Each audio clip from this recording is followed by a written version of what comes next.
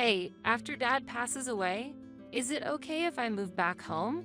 My SIL calmly made this unexpected statement. She had indeed moved back home after her third divorce. She was a troublesome returnee daughter who neither paid for any living expenses nor did any housework. If this situation continues, our position as a couple will be jeopardized. We must take measures. That's when an idea came to me. I, Nina, am 38 years old, running a pastry shop with my husband in a provincial city. The shop has been loved by locals for 40 years and was managed by my father-in-law. We got married when my husband, Duke, was 30 and I was 28. Being a regular at the pastry shop, I was liked by both my husband and my father-in-law. Duke's sister, Betty, moved back home after 2 divorces, but left 2 years ago when she got married for the third time. Her father had strongly opposed this marriage, as it was a scandalous affair that was frowned upon socially. You stole someone else's husband, so you must stay with him for life. Even if you come back, I won't welcome you home. Though he forgave her, he made it clear that she must take responsibility, and Betty never returned home again. Then, my father-in-law was discovered to be suffering from pancreatic cancer. The disease was quite advanced, and the doctors said he did not have long to live.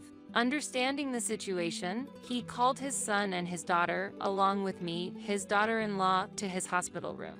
Duke, I'm leaving the shop to you.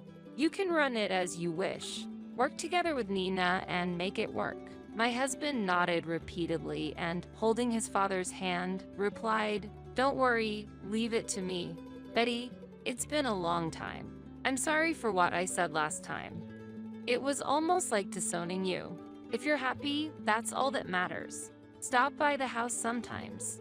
It seemed that he was still fond of his daughter. She replied with teary eyes, "Understood, Dad." However, as soon as she left the hospital room, she calmly said, "Hey, after Dad passes away, is it okay if I move back home?" What? My husband, Duke, and I were shocked, and we couldn't immediately understand the meaning of her words. Actually, I broke up with him last month.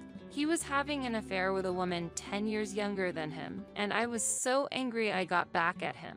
It was all his fault, but he made such a fuss about it. I couldn't take it anymore.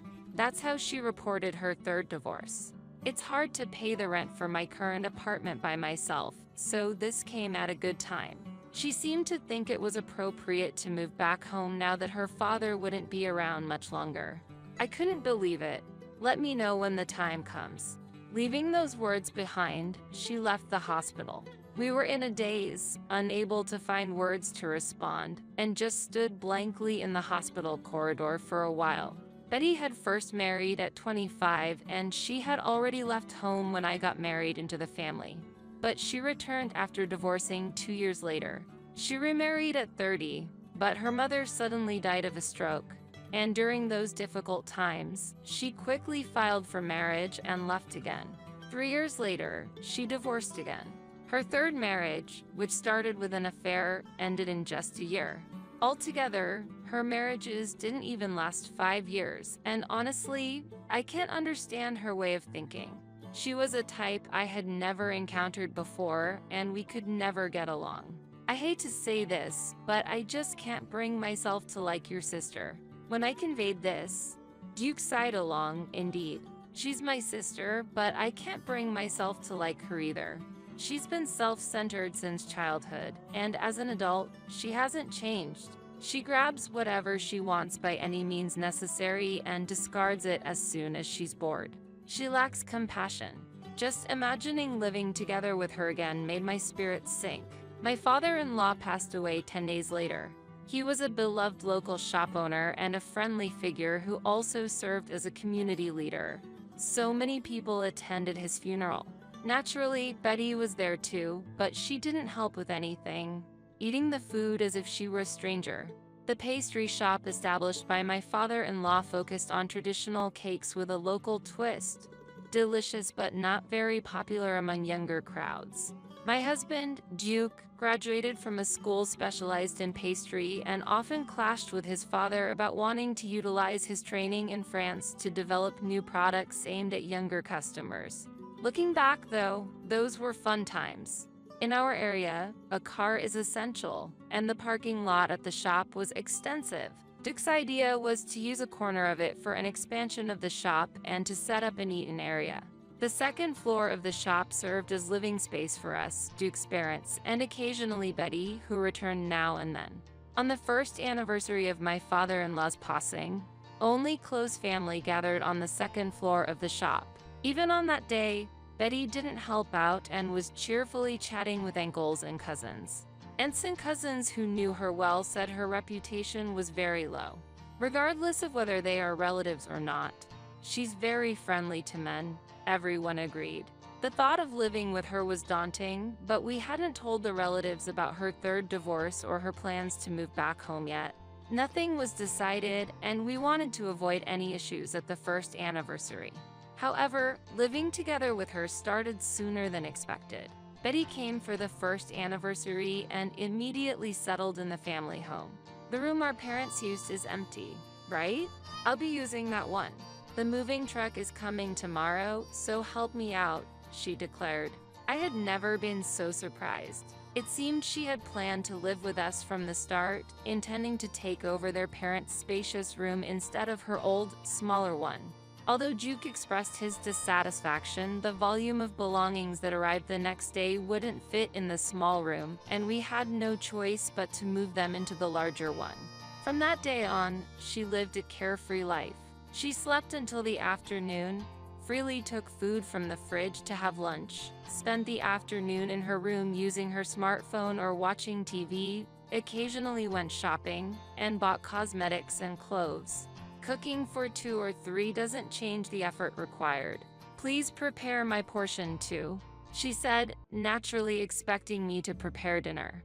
Duke and I endured the first week, but feeling the need to change the situation, Duke was the first to bring it up.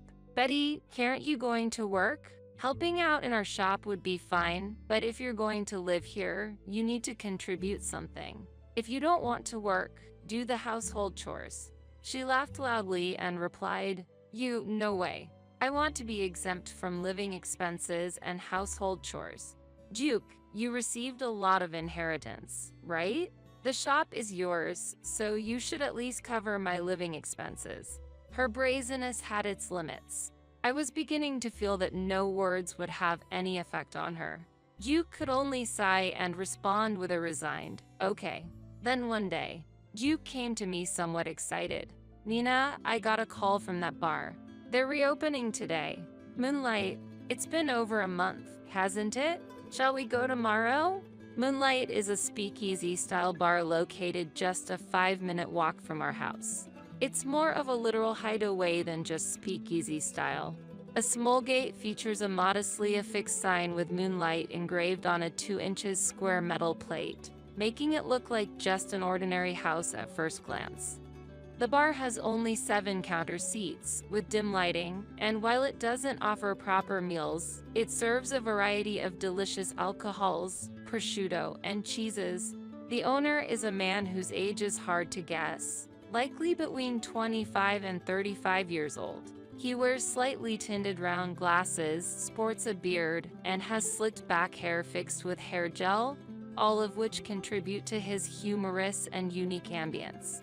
Previously, the bar was managed by an elderly gentleman over 70 with no relatives. But after his death, the current owner took over the management under the condition of handling the transition. This transition occurred about 5 years ago. New customers rarely notice this bar, and it's not a place people just stumble upon, but those in the know keep it bustling with a few regulars during open hours. However, the owner is whimsical. There are no fixed off days or business hours, and he often takes sudden, long vacations, closing the shop for extended periods. When closing for a long time or reopening, notifications are sent via email at the request of regular customers. So, we decided to visit Moonlight for a drink immediately. Hey, long time no see. Where have you been? I was in Bolivia for a bit. South America, right? Yes, it's a country surrounded by the Andes and famous for the Unisalt Flats. After a brief chat about Bolivia, the owner asked, Have you both been well? It seems like you might be a bit stressed. With no other customers around, we inadvertently vented about Betty. That sounds tough. The owner was a good listener and seemed genuinely interested. As the conversation wound down, Duke sighed and said, I guess the only solution is for her to find a new boyfriend and move out. Huh? But Betty hardly ever goes out, and she's already 35. It's hard to imagine her finding a boyfriend. Even though it felt harsh, I couldn't help but say it out loud. If Nina says that, it must be serious. I might have an idea. As the owner spoke, we leaned in eagerly. What? Do you have a good idea? As the conversation continued, we discussed a proposal from the owner. It seemed Duke was seriously considering taking action against his sister. If Duke agrees, I have no objections. Just as planned, on the next day off for the pastry shop. In the afternoon, the owner visited our home. When we opened the front door, we couldn't believe he was the same person we knew. His previous slicked back hair had changed to a more natural flowing hairstyle. Without glasses and having shaved his beard, he looked quite handsome. I was much younger when I took over the bar, so I was a bit disguised. The owner explained. His tinted glasses turned out to have no prescription. But it's becoming a hassle, and I thought I might stop using the disguise with this opportunity. It's perfect timing. Saying that, he laughed brightly. I thought he was clearly an eccentric character. However, I felt certain that Betty would definitely show interest in him. Yet, despite it being past noon, she still hadn't gotten up. As soon as the owner graciously greeted us with "Thank you for having me today," she appeared. Oh, do we have a guest? Excuse me for looking like this. She was in very revealing house clothes, arching her back and pushing her chest forward. I really disliked her behavior like this. As I told you yesterday, we have a guest coming over for lunch today. What? Really? She hadn't been listening to my words at all. May I join you? She asked the owner in a coquettish manner, which annoyed me. But this was all part of today's plan. She went back to her room, changed her clothes, and came back after meticulously doing her makeup. She still wore a top with a deep neckline, emphasizing her cleavage. I run a bar nearby, but I was overseas for about a month, so I've been missing American home cooking. I heard that Nina was preparing a meal, so I'm sorry for imposing. The owner introduced himself with the clean and youthful demeanor of a young man. I had no idea there was such a bar around here. She expressed surprise, but we had kept it a secret, wanting to protect our couple's hideaway. He requested roast beef, cream stew, and potato salad. I've been craving these. These are truly wonderful. He said this and joyfully ate my cooking. Is this okay? If you have any requests, I can cook anytime. As she said this, I thought it might have been bad to serve such a simple meal, but Duke and I nodded to each other, happy that the first stage of our plan had been successful. From that night on, Betty started frequenting Moonlight regularly. Today, I'm going to the movies with the owner, she'd say cheerily as she headed out. I was worried that the owner might find her bothersome, but he seemed to be enjoying himself. Indeed, he was a bit of an eccentric character. 2 weeks later, we received an email from the owner saying, I'm going to implement the final phase now. We hurried out of the house and headed to Moonlight. When we entered the bar, there was a man sitting deep behind the counter. He was a gentle person whom we had spoken to several times at this place, and he was nearly 6'5" tall. It was Mr. Rogers, who runs a small construction company. Betty sat down, leaving 2 empty seats between us, and the moment she saw us, she clearly looked annoyed. Probably, Mr. Rogers sitting further down was also an unwelcome presence for her.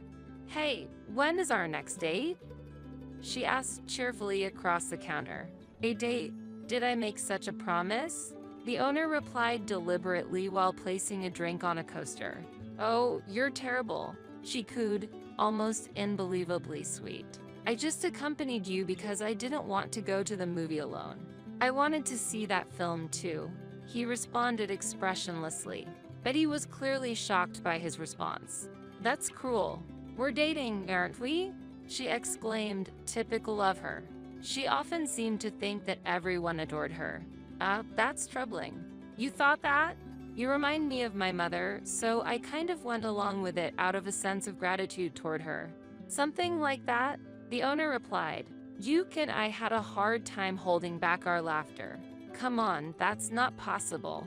How old do you think I am? It's impossible for me to have such a grown-up son. After taking this significant blow, the owner delivered another strike. However, you are over 50, right? Since I'm 28, a parent-child relationship seems more natural than that of lovers. The owner was clearly jesting, fully aware of her real age, which we had communicated to him. I'm only 35 years old. Why would you think I could be your mother? She seemed genuinely upset, but then she quickly moved next to Mr. Rogers, asking in a coquettish voice, Do I really look that old? Confirming target change. The owner said quietly. Duke gave a small fist pump and responded with, Understood, while I struggled to contain my laughter. Mr. Rogers earnestly replied to her, No, you look young. I have seen you here a few times and always thought you were beautiful, which pleased her. You seem very reliable. I like men like you. Betty said this and pressed her ample chest against Mr. Rogers' strong arms. Mr. Rogers also replied, I also prefer women like you, as he wrapped his arm around her waist. After a slightly uncomfortable scene unfolded, the two left the bar closely together. Betty did not return home that night. When she returned the next morning, she said, I couldn't sleep all night. I'm so tired. Haha. And shamelessly continued her words before disappearing into her room. Afterwards, she began to spend many nights out. And a month later, she hardly returned home at all. It was safe to say the plan had worked brilliantly. We met with the owner at Moonlight to discuss how things had unfolded. But Mr. Rogers seems like a nice guy, and I kind of feel bad. Are you sure it's okay? I was feeling a bit guilty, as if we had pushed her onto Mr. Rogers. No worries. We chose carefully. Mr. Rogers is so passionate that his previous wife ran away, so he should get along well with her. I see. Duke listened to the conversation and smirked wryly. While I was glad Betty had moved out, I was also enviously reflecting on their budding relationship, leaving me with mixed feelings. Sensing this, the owner gently spoke up. Mr. Rogers is truly a wonderful person, but he does have some issues. The owner's words were laden with meaning. One day, Betty, buoyant in her steps, announced, I've really enjoyed the hospitality. As soon as the legal remarriage waiting period is over, I plan to get married right away. So, goodbye. And she started to leave the room. Duke stopped her with a warning. He can be very jealous, you know. He's always had a fierce temper whenever he sees a woman being friendly with another man, far more intense than you'd expect from his size. Even a light touch can turn into a big problem, so be careful. Really? I didn't know that. Her complexion changed instantly. However, as long as you don't cheat on him, he's really kind, so you don't need to worry. I spoke with a calm smile, but the owner had mentioned that Mr. Rogers' possessiveness was quite severe. I couldn't imagine how long she, who loves her freedom, could tolerate such strictness. Still, that was strictly their personal issue to handle. I also have some happy news to share.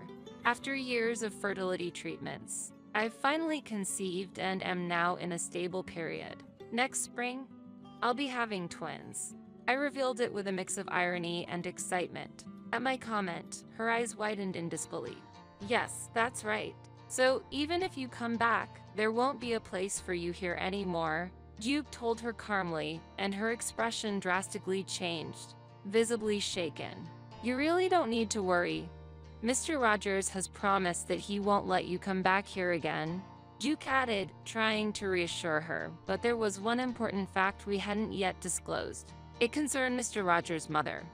Her potential mother-in-law is known for her strict personality. We kept this fact a secret because revealing it might lead her to reconsider the marriage altogether. However, further conversations with the owner revealed that the relationship between Betty and her mother-in-law was indeed not going well. I don't want to live with my mother-in-law anymore, she complained and added, I want to live just by ourselves. But Mr. Rogers isn't listening to her pleas. But I try to meet your demands at night, so there should be no problem, he said with a laugh. Hearing this, I felt a chill somewhere deep inside. People are diverse, and so are the dynamics of each couple's relationship. Despite the deep concerns about whether their marriage would truly work out, this resolution promised to finally free us from being troubled by her presence. What lies ahead for us is the new challenge of raising the twins soon to arrive. This challenge will undoubtedly bring many difficulties, but my husband and I are filled with hope for the future.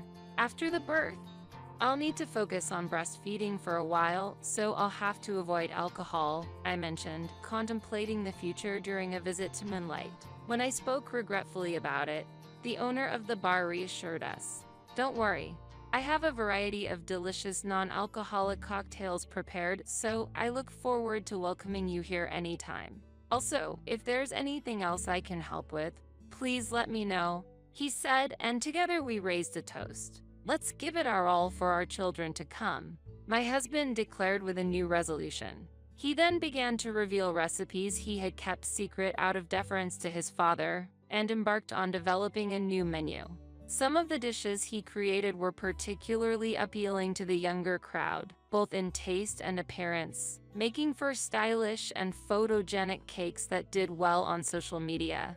They quickly became popular items, drawing long lines of people eager to purchase them. The owner of Moonlight also showed interest in trying out these cakes at his bar and made a special request for a cake infused with enough alcohol to get tipsy from eating it, truly highlighting his unconventional nature. Even if there was a possibility that my sister-in-law might return, my husband and I vowed to firmly refuse her re-entry because we now have a new family to protect and cherish.